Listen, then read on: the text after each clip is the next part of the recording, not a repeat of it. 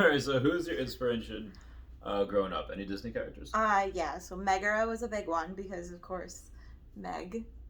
And I think I emulate her very well. Okay. Esmeralda. Like, more power to you kind of thing.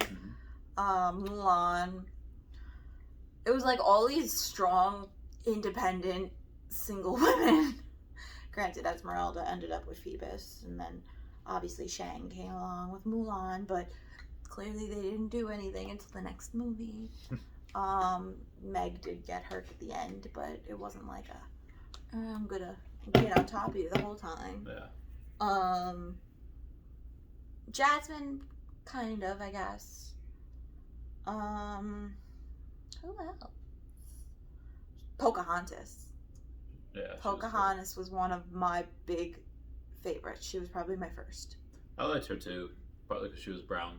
Yeah. Was, Like, granted, of course, learning more about Pocahontas and who she really was and what really happened to her. She was like 14 and... Yeah. Really fucks you up.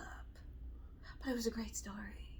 And it was like power to women type of thing. Like, I don't need no man and I'm gonna fight. Like. So, do you think that helps or hurts the way that Disney? Yeah, they take some stories that are sometimes very tragic, and they make it into like no, all right, this is how it happened.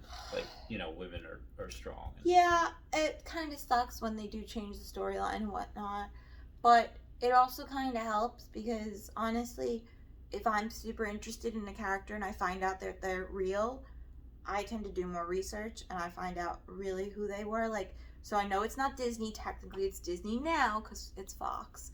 But Anastasia, I was obsessed with Anastasia.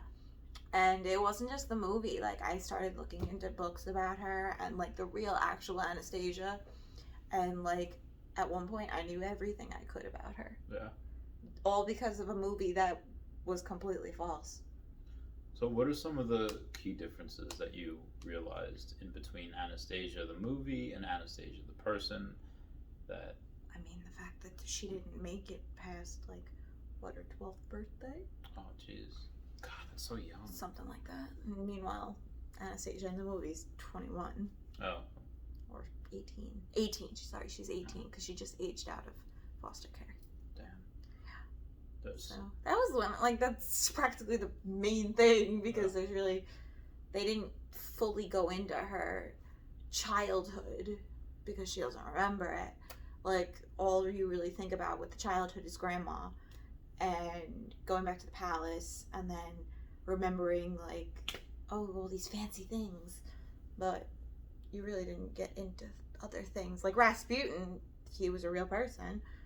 He was a real advisor. He was, like, their, and then that was not a rabbi.